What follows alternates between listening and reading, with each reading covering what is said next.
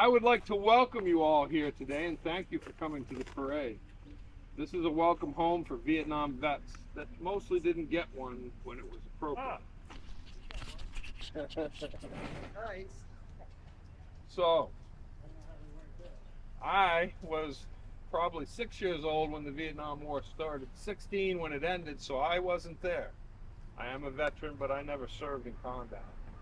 Can't speak to it, but my whole childhood and my whole adolescence was Vietnam because it was on the TV every single day. Walter Cronkite lived in our house every night, and it was a part of my life. So I want to welcome you home because you deserved it. All you, whoever may be a Vietnam vet, and any veteran who served, is deserving of a welcome home, which didn't happen for years and years, and I just want to know that you are appreciated.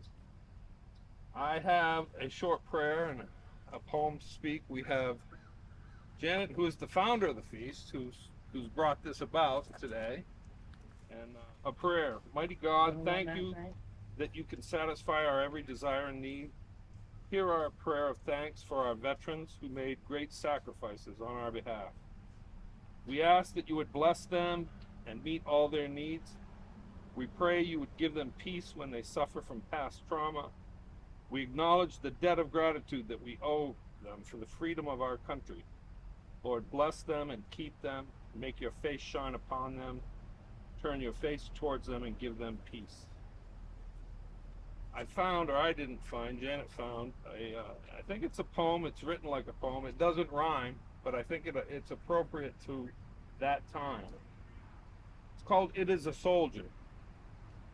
It is a soldier, not the minister, who has given us freedom of religion.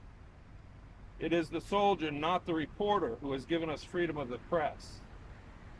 It is the soldier, not the poet, who has given us freedom of speech. It is the soldier, not the campus organizer, who has given us freedom to protest. It is the soldier, not the lawyer, who has given us the right to a fair trial. It is the soldier, not the politicians, who has given us the right to vote.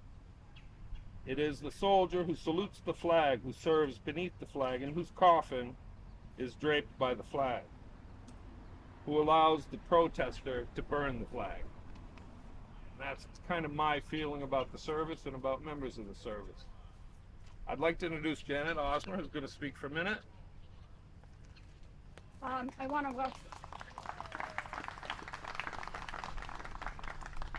want to welcome each and every one of you. I have a POW MIA flag with beads. My husband made beadwork. The name will be pulled out and I will get it to you. Now, when you go through the line for something to eat, the flag will be at the end of the table so you will see it. It's the same size as your POW MIA flag. So, and I thank you all for coming today. This means a lot to me, and you've made me very happy. Thank you.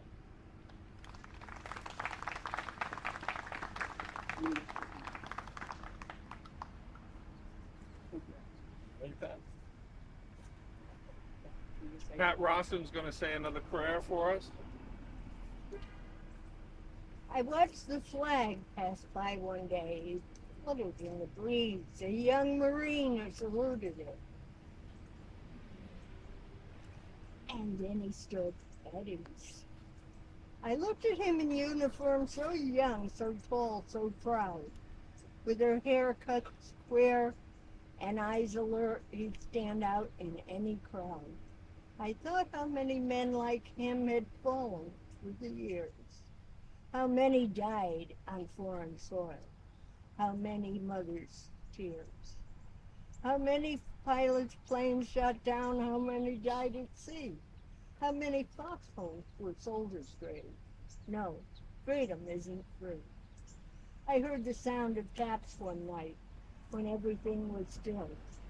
I listened to the bugler play and felt a sudden chill. I wondered just how many times their taps had meant amen when a flag had draped a coffin of a brother or a friend. I thought of all the children, of the mothers and the wives, of fathers, sons, and hundreds with interrupted lives. I thought about a graveyard at the bottom of the sea, of unmarked graves in Arlington.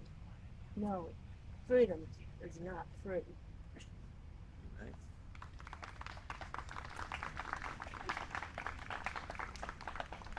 I wanted to do something and I forgot. Where is our department president?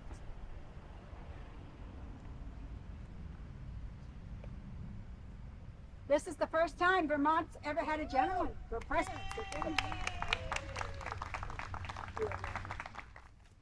If any veteran or anyone here would like to say a few words, you're more than welcome to step up, share with us your thoughts, your feelings about any of this. I don't necessarily expect it, but I just wanted to make that invitation available.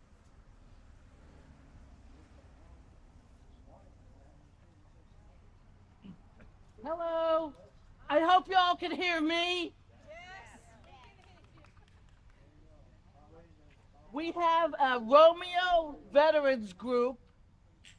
It's in honor of another veteran who was from this community. We are a group that supports veterans, their families, and friends. Anybody who supports a veteran is welcome to be in the group. This summer we had 4 picnics, barbecues. We went to the Calvin Coolidge homestead. We went did slot cars. We're going on a Sunapee dinner cruise.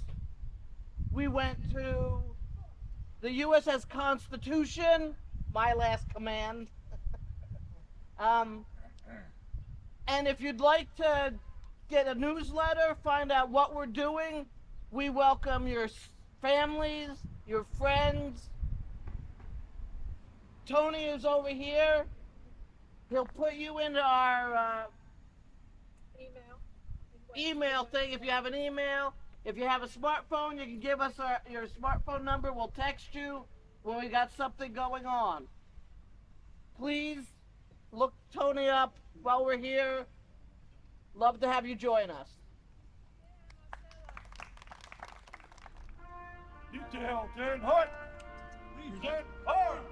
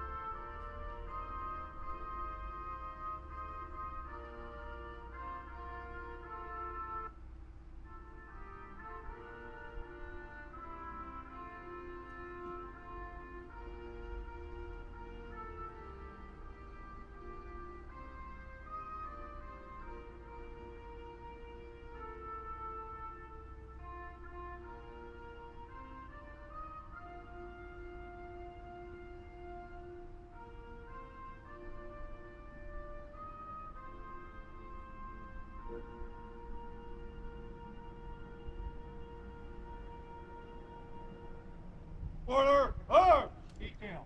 Port, arms. Hat right, face. Ready. Aim. Fire. Aim. Fire. Aim. Fire. Port, turn. Hat left, face. Present, arms. Present, arms!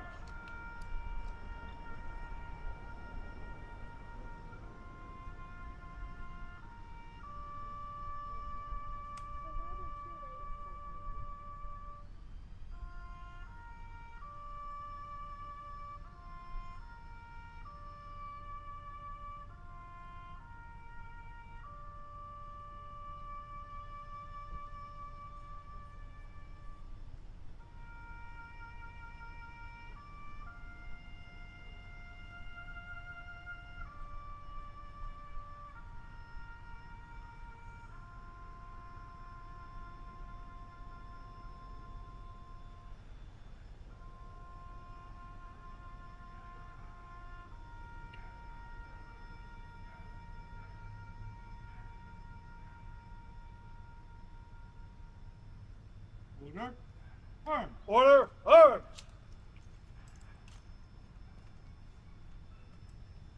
Parade, rest! There's one thing it's not about. It's not about me. All right, Patrick.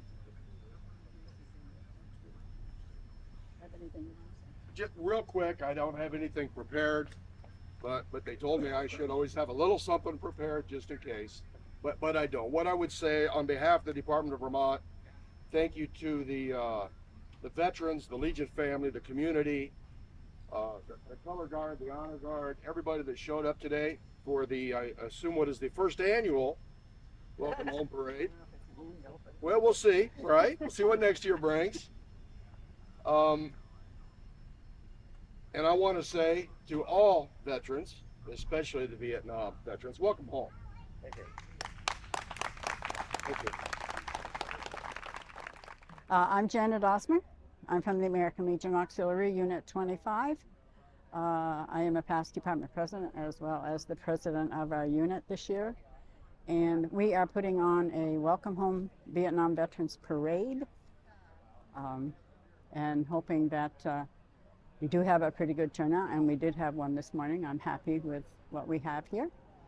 And it's just been nice. My name is Richard Bapty. I served Benoit, Vietnam, 67, 68. During the Tet Offensive, I got there just before the Tet Offensive in October. And left a little over a year later. Hey, this is very nice here today. This is the first welcome that I have received since I've gotten out of the service, which is 70. No one talked about it, no one spoke about it. This is nice. Perfect. I really appreciate it. Thank you so much. For 45 Bill, seconds. Bill Hoxton. I was born in Windsor, raised in Windsor. I joined the Air Force December 5th, 1966, and I was discharged from the Air Force August 30th, 1970. During that time, I served 30 months overseas. I served in the Security Service, which is intelligence branch of the Air Force. And it was a lot of experience. I'm glad it's over with. I'm glad I survived it. And this is very different today. When I came back, we had to put on civilian clothes so we didn't get stuff thrown at us. So we were baby killers. It's kind of rough coming back at the time, but now time has passed and things are better. So I was kind of sad to see that a lot of the guys I know locally are not here because they just still can't face it. They don't want to face it. So, thank you. Thank you. Yeah. You were? In 1968, I enlisted in the Army, Signal Corps, went to Vietnam in 69, was stationed in Quy Nhon, which is on the central coast and on a mountain. But then they had a one-year tour, which you knew when you were leaving. And now these new vets going to Afghanistan and Iraq, they have no idea how long they're going to be there, how often they're going to be there. So, no, it came back in June of 70, and then spent one more year, and then I was out. So, yeah, thank you. My name is Leonard Clough. I was born in Windsor, but I live in West Windsor and have for 75 years. I joined the U.S. Marine Corps in January 1968 and was discharged in October of 1970. My specialty was helicopter support team, and I spent a year in Vietnam. I worked the CH-53 helicopters, which are heavy lifters, and did external rigging for moving guns, ammo, did troops, did resupply, medevac, and I came back I was bitter when I came back because all things are happening in the U.S. I got to California, and they put us on what the Marines call cattle cars. It looks like a cattle truck, but has benches. Took it to San Diego recruit depot where I was discharged. But we were met at the gate at Edwards Air Force Base by protesters who threw feces at us on the bus. But I survived. I'm here, and I'm glad to be here. Thank you. Okay, my name is Stephen Moxley, and I'm originally from South Pomfret, Vermont. and I was in the Navy, and my duty station was in a twin 40 millimeter anti-aircraft gun, and it was good. When I came home, I didn't meet with a lot of problems that a lot of people did because of the way I came, but I came actually in a stretcher because they thought I had TB, and so they were sending me home so I didn't have to greet all the protesters. And I went over there because I wanted to go. I felt that's where we should be, and I have no regrets about having gone. Sir, you want to sign respect? Okay, Sir. my name is John Gilday. When I came back, I was on the side. I live in Cornish, Got the- New got the Hampshire phone, now, And I said, well, and I was born and brought up I like to go back in to Fort Monmouth, Amesbury, New Jersey, Mass, and and Rye Beach, New Hampshire. Well, And I he was said, "You'll get commissioned your- out of the within 10 days, University of so New I didn't have to Hampshire go to Europe and play in drama and stuff. 1965. So I taught electronics. Then I spent 4 years in the United States Army, We're going. both at Fort Benning for school and for, what was it? Further airborne training. And I rotated to Vietnam in the end of '66, and I served through end of '67 as a rifle company commander. And I was awarded a few stars. I got a combat infantryman's badge, which is right here. And I have a Bronze Star with V device for valor. And I have a Purple Heart, which is right there. So when I came home in late '67, I landed in California, and I was greeted at the airport. My fellow officers and I were greeted at the airport by peaceniks throwing urine bags at us. It was terrible. But I remember the first beer somebody bought us at the airport, a welcome home, was a Canadian who thanked us for our service. We were all infantry officers, and I thought that was kind of nice, since we didn't have anybody welcome us from America. But that's the way life goes. They certainly made up for it now with the current veterans. They get treated very properly. Great. Thank you. Thank you.